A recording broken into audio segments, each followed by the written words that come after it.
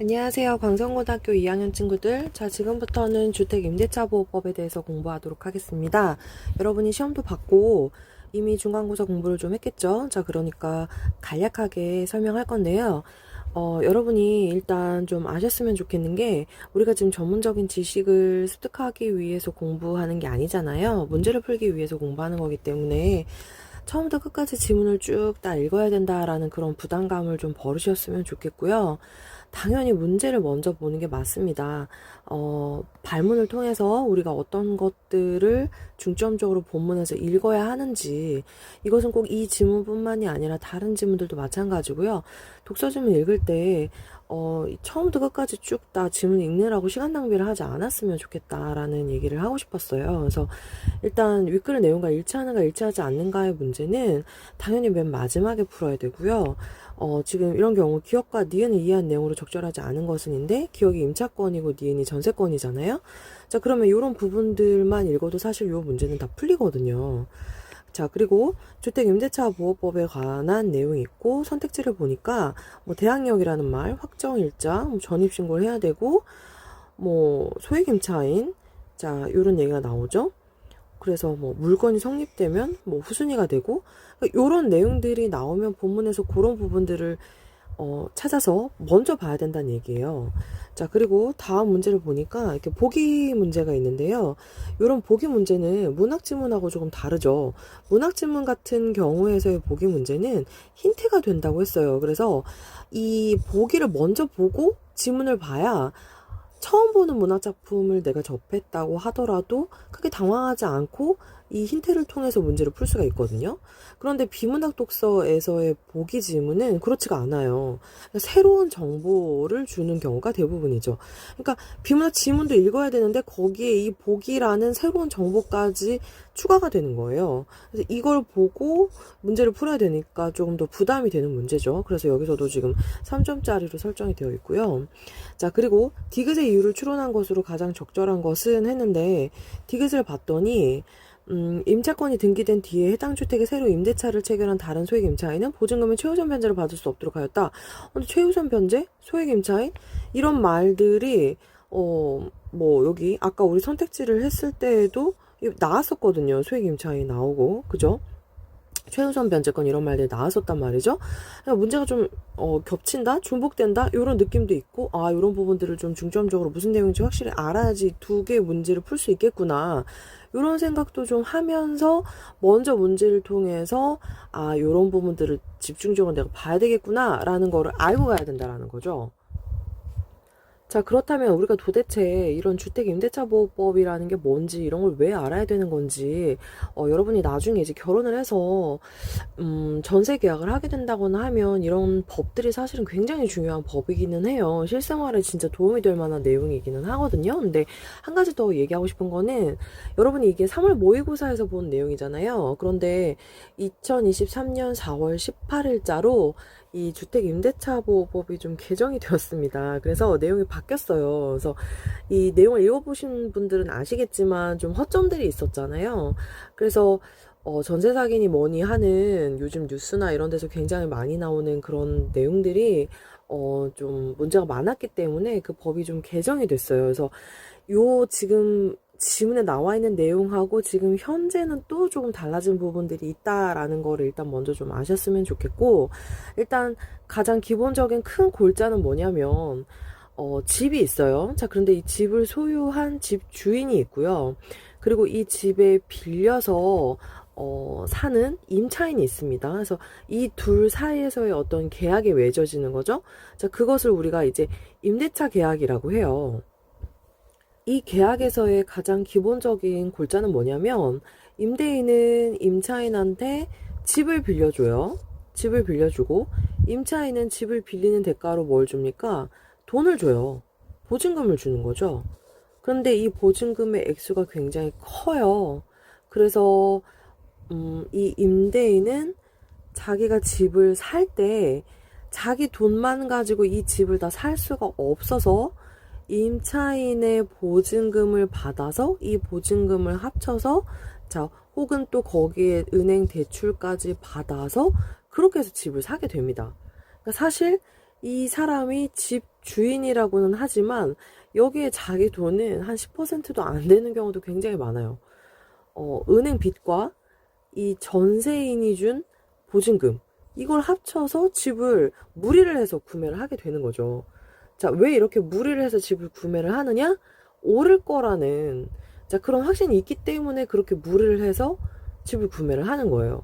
그래서 몇 년 있다가, 그것도 다 법에 정해져 있기는 한데, 뭐 3년, 5년, 몇 년 후에 내가 이 집을 팔면 이 임차인에게 보증금을 돌려주고 은행에 대출금을 다 갚고 이 대출금의 이자까지도 다 갚고 나서도 내가 플러스 남는 돈이 있을 것이다. 그래서 이 집값이 오를 것을 기대하고 이렇게 무리를 해서 집을 사게 되는데, 집값이 오르지 않거나 뭐 이자를 감당을 못하게 된다거나 그 사이에 임대인에게 여러 가지 다른 문제가 발생을 한다거나 여러 가지 경우의 수들이 발생할 수 있잖아요.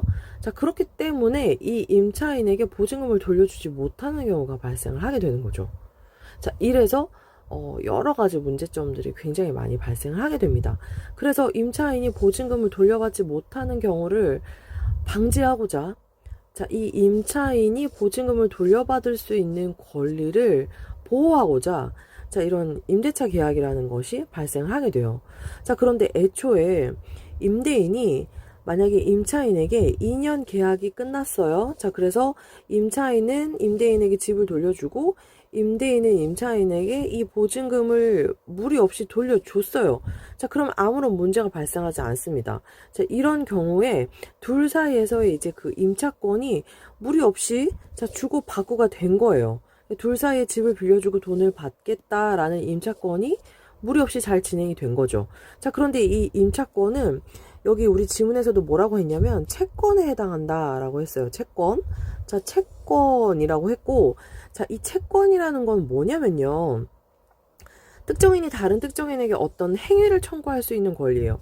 행위를 청구할 수 있는 권리입니다.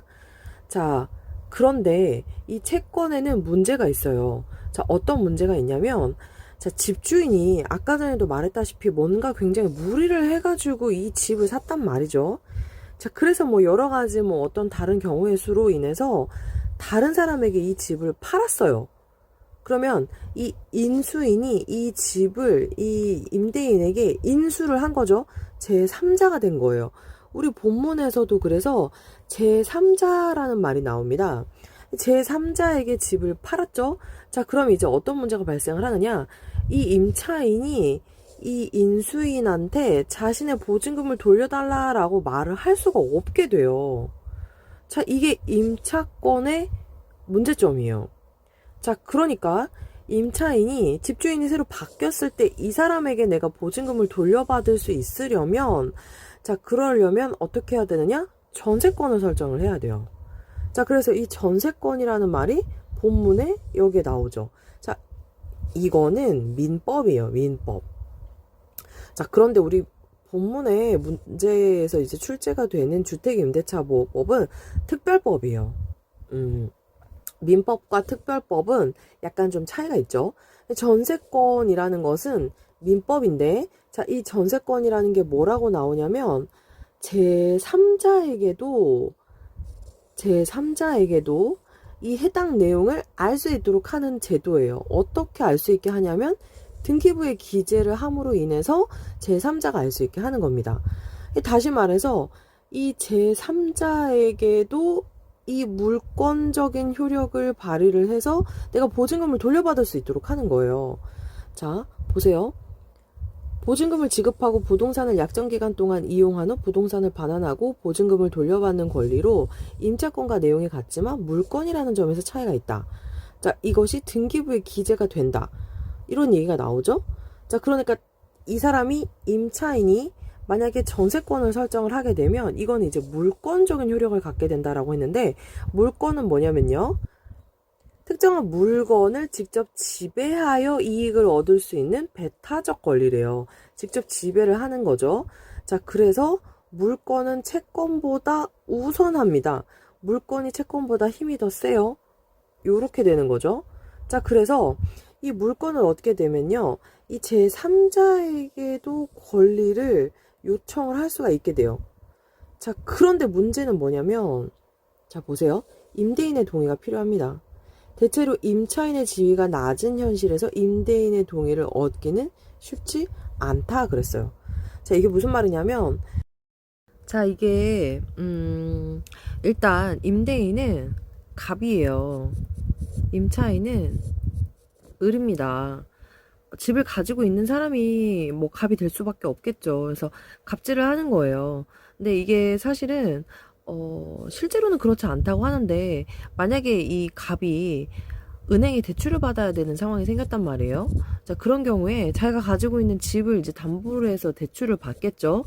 자, 그런데 등기부 대장을 은행에서 다 확인을 합니다. 근데 그 등기부 대장에 이런 임차인에게 뭔가 이런 그 물권적인 효력을 줬다. 이게 다시 말해서 어떤 전세권을 줬다라는 그런 내용들이 여기 등기부 대장에 기록이 되면 은행에서 대출을 안 해준다라는 뭐 그런 인식이 있대요. 실제로는 그렇지 않다고 하는데, 그러니까 지금 여기 보시면 자, 이제 그 물권이라는 것이 채권에 우선하는 효력이 있고요. 자, 지금 보시면 물건은 누구에게나 주장할 수 있는 권리라고 되어 있잖아요.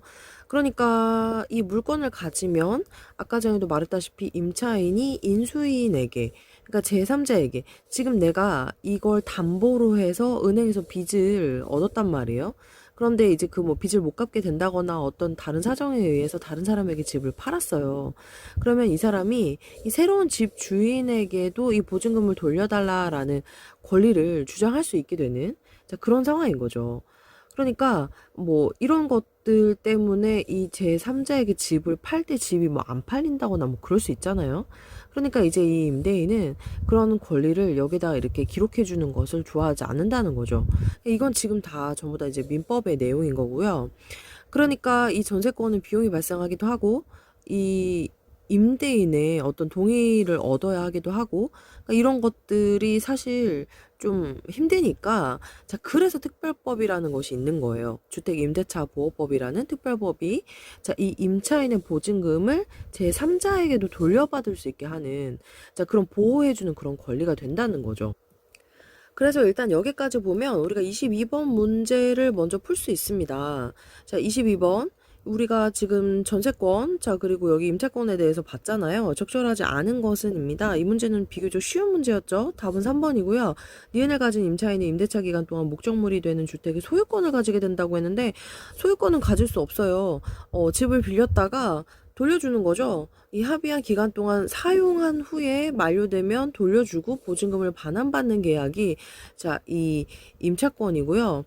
그렇다고 해서 뭐 전세권을 가진다고 해서 내가 소유권을 가지게 되느냐? 그것이 아닙니다. 이거는 뭐냐면 제3자에게도 내가 이 보증금을 돌려받을 수 있는, 자, 그런 권리예요. 그러니까 돈을 돌려받을 수 있는 어떤 그런 권리인 거지, 집의 소유권을 가지게 되는 것은 아니었어요. 그래서 이 문제는 좀 쉬운 문제였고요.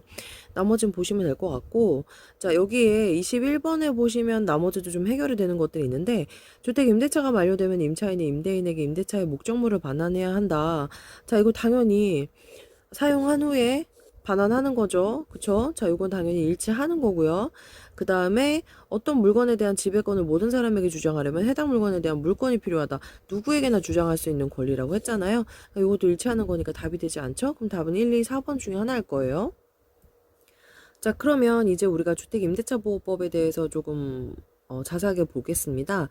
아까 전에 우리가 이 전세권을 얻는 것은 민법이고 이게 쉽지 않은 상황이다라고 했잖아요. 그래서 이제 주택임대차보호법이라는 것이 있는데, 이 주택임대차보호법에서는 대항력을 갖출 수 있습니다. 그러니까 이 제3자에게 집이 팔렸다 하더라도 제3자에게 보증금을 돌려받을 수 있는, 자, 그런 권한을 갖게 하는 건데요. 이 대항력을 갖추는 것에는 요건이 두 가지가 있었죠. 주택을 먼저 인도받아야 하고 전입신고를 마쳐야 해요. 그래서 요 두 가지 요건을 갖추면 임차권의 물권적 효력이 발생을 하게 되죠. 자, 그래서 대항력을 갖게 된다는 것은 제3자에게도 임차권을 주장할 수 있게 되었다는 의미이다. 자, 그래서 요런 것들을 우리가 이제 보호받을 수 있게 되는 건데요. 여기에 제3자에게도 보증금을 받을 수 있는 권리가 생겼는데, 대항력을 갖췄는데 왜 또 우선 변제권이라는 것이 필요하냐, 좀 이상할 거예요. 그래서 이거를 또 가지려면 확정일자, 그죠? 확정일자를 받아야 된다라고 되어 있죠. 그래서 이 확정일자를 받아서 우선 변제권을 받으면 경매되었을 경우에 자신의 우선 변제권 성립보다 뒤에 설정된 물건을 우선하여 보증금을 변제받을 수 있다. 우선 변제권의 효력은 대항력과 확정일자가 모두 갖추어진 날부터 발생한다. 이렇게 되어 있죠. 자, 이게 무슨 의미냐면요. 자, 임차인이 이제 그 전입을 해서 이사를 왔어요. 그러면 보통은 이사하는 날, 동사무소에 가서 전입신고를 합니다. 전입신고를 한다라고 이제 신청서를 내죠. 그 신청서에 이 사람이 만약에 뭐 9월 10일 이렇게 전입신고를 했어요. 그러면 보통은 이날 이제 그 계약서를 들고 가서 이 계약서에 이제 이 계약서는 임대인하고 같이 계약을 한 거죠. 이 계약서에 확정일자라는 걸 받아요. 그래서 확정일자를 9월 10일 해서 동사무소 직원이 도장을 꽝꽝 찍어주고, 전입신고한 날 9월 10일, 확정일자 받은 날 9월 10일 해서 보통은 전입신고한 날 같이 이렇게 받게 되어 있습니다. 요즘엔 이제 워낙에 전세 사기 이런 것들이 심하니까 이렇게 했으면 사실 아무런 문제가 없어요. 그런데 이 사람이 확정일자를 만약에 받지 않았단 말이에요. 확정일자를 받지 않았고 그냥 집에 이사 왔고 전입신고만 했어요. 자, 그런데 여러 가지 경우의 수가 있을 수 있는데 이 사람 전에 이 집에 살고 있던 전세입자가 있을 수 있어요. 전세입자가 근데 만약에 보증금을 못 받았단 말이에요. 그래서 이 사람이 전입신고를 하는 거를 알고 이날 자기가 이제 보증금을 못 받았으니까 9월 10일 날 똑같은 날이에요. 만약에 이 사람이 전입신고를 10시에 했다 칩시다. 이 사람은 그걸 알고 뒤늦게 11시에 왔어요. 전세입자가. 와서 이날 확정일자를 받았어요. 11시에. 이 사람이 확정일자까지 받았으면 이 사람은 우선 변제권을 갖게 된 거죠. 그럼 이 사람한테 보증금이 먼저 가야 되는 거예요. 그럼 이 사람은 보증금을 못 받게 되는 경우가 생기죠. 자, 그리고 또 다른 경우의 수가 있을 수 있어요.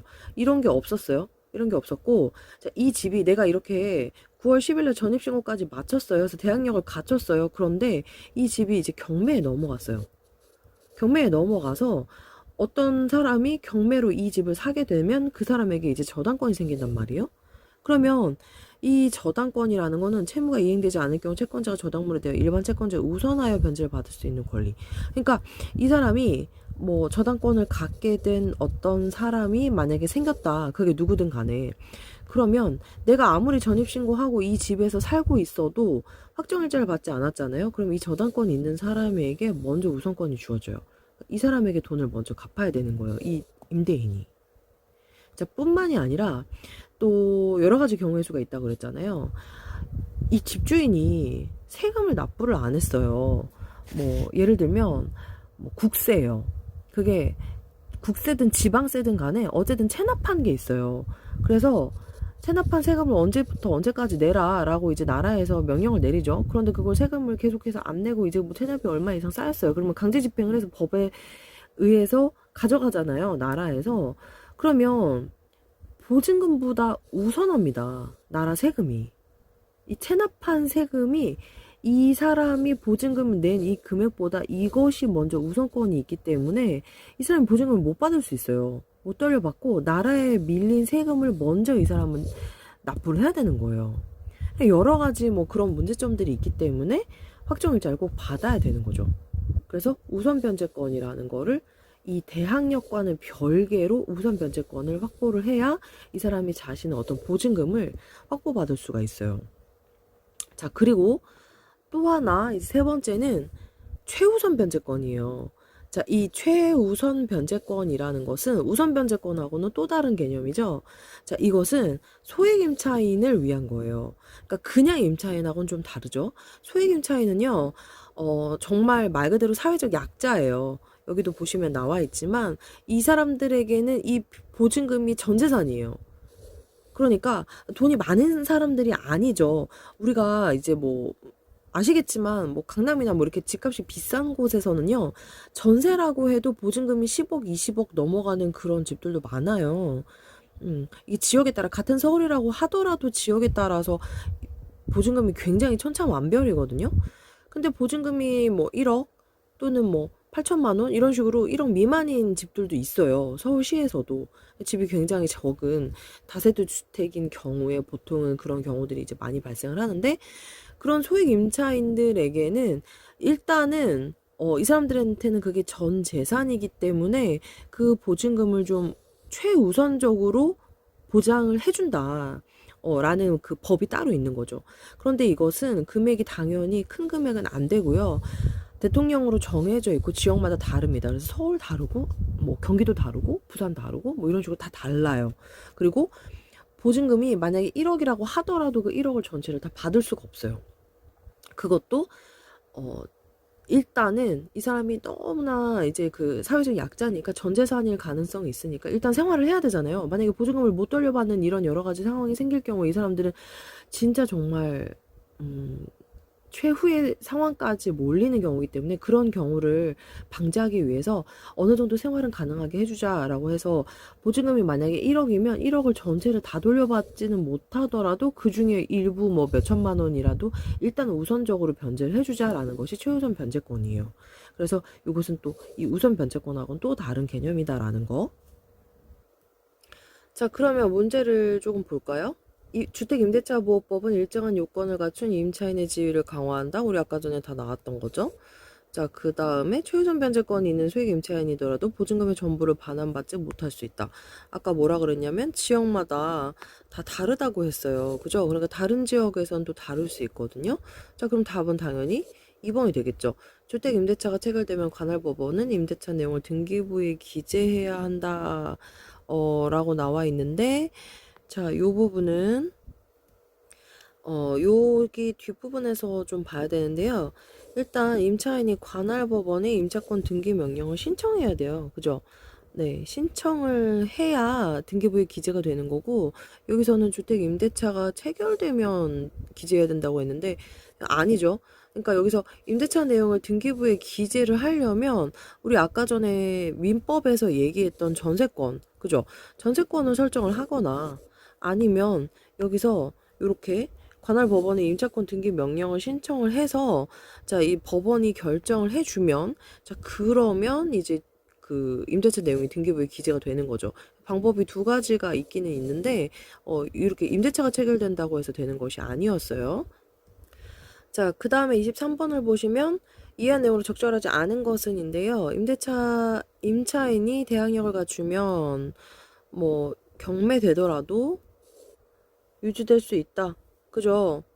경매되더라도 임차권이 유지될 수 있도록 하는 거죠. 그래서 제3자에게도 요청할 수 있는 거고, 임차인이 전입신고를 하지 않으면 확정일자를 받더라도 계약기간 동안 우선 변제권이 생기지 않는다. 그죠? 전입신고 안 하면 안 되죠. 우선적으로 요건이 갖춰줘야 되는 거고요.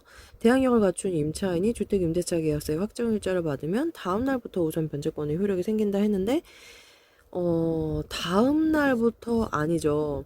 자, 우선 변제권은 자, 왼쪽에서 보시면 여기 대항력과 확정일자가 모두 갖추어진 날부터 발생한다라고 했습니다. 그래서 답은 3번이 되겠고요. 소액 임차인이 다른 지역에서 새로운 임대차를 체결하면 그 지역에서는 최우선 변제권을 부여받지 못할 수도 있다. 소액 임차인이 다른 지역에서 새로운 임대차를 체결하면 그쵸. 그러니까 이거 지역마다 다르다고 했으니까요. 그죠? 그러면 원래 그 지역에서는 이걸 부여받지 못할 수도 있죠. 자, 그 다음에 임차한 주택을 인도받고 전입신고를 한 날에 주택에 다른 물건이 성립되면, 자, 물건이 아까 전에 얘기했던 저당권 같은, 자, 그런 거거든요. 그러니까 이 사람이 전입신고를 했어요. 동사무소 가서. 근데, 자, 전입신고를 하고 확정일자를 만약에 받는다고 하더라도, 일단은 여기서 보시면 인도를 받고 전입신고를 마쳐서 대항력을 갖게 되는 것이 요건 충족한 다음 날부터거든요. 그러니까 이 사람이 지금 이제 9월 2일 날 전입신고를 했어요. 그래도 9월 3일 날부터 이것이 효력이 발생한다고 했잖아요. 그런데 이날 9월 2일 날 다른 물건, 저당권 같은 것들, 뭐 경매나 뭐 여러 가지 다른 것들로 인해서 이날 저당권이 성립이 되잖아요. 그러면 이 사람은 이제 후순위가 되는 거죠. 보증금을 돌려받지 못하는 경우가 발생할 수 있습니다.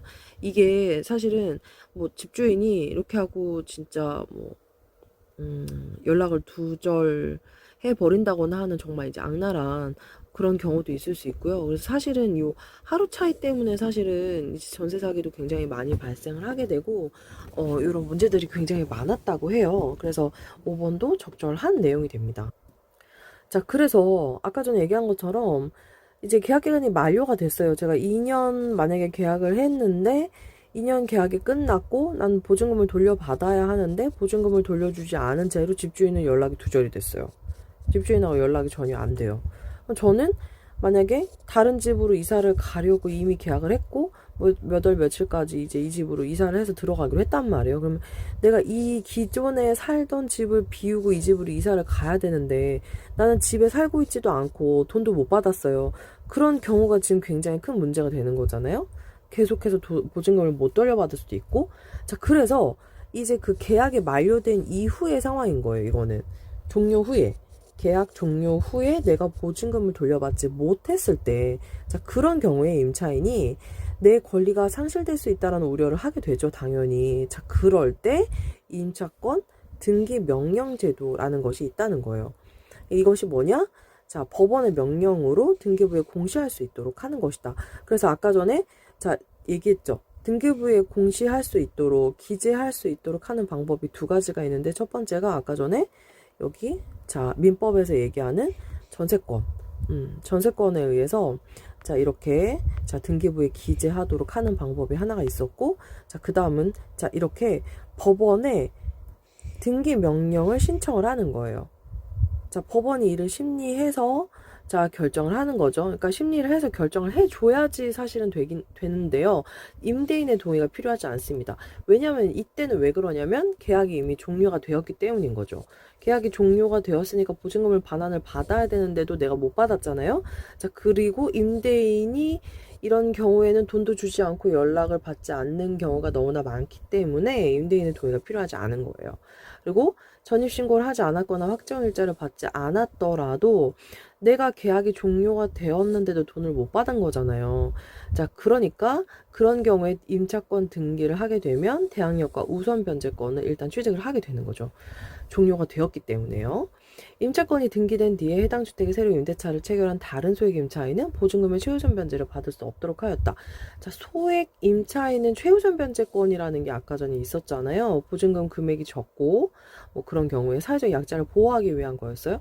하지만 자, 그 전에 이미 계약이 만료된 다른 임차인이 있어요. 계약이 만료됐고 내가 보증금을 돌려받지 못했어요. 그래서 내가 법원에 신청을 했고 임차권 등기를 받았어요. 그런데 이 집주인이 정말 악랄한 나쁜 놈이어서 다른 소액 임차인하고 또다시 계약을 한 거죠. 이런 경우에는 이 사람에게 우선권이 있다는 거죠. 이 사람은 지금 보증금을 못 돌려받은 채 집을 비워준 상황인 거잖아요. 그럼 이 사람의 돈을 당연히 먼저 돌려줘야 되겠죠. 그죠? 자, 그래서 뒤에 계약을 하는 소액 임차인이라고 할지라도 이 사람이 최우선 변제를 받을 수 없는 거예요. 이 사람에게 우선권이 있기 때문인 거죠. 그죠? 자, 이해되시죠? 자, 그러면 문제를 자, 일단 25번 디귿의 이유를 추론한 것으로 가장 적절한 것은 지금 우리 방금 이야기했잖아요. 요게 답이 되겠죠? 소액 임차인의 최우선 변제권이 인정되면 등기부상의 선순위 물건보다도 우선 변제돼 버리기 때문에 이렇게 하지 않도록 하는 거예요.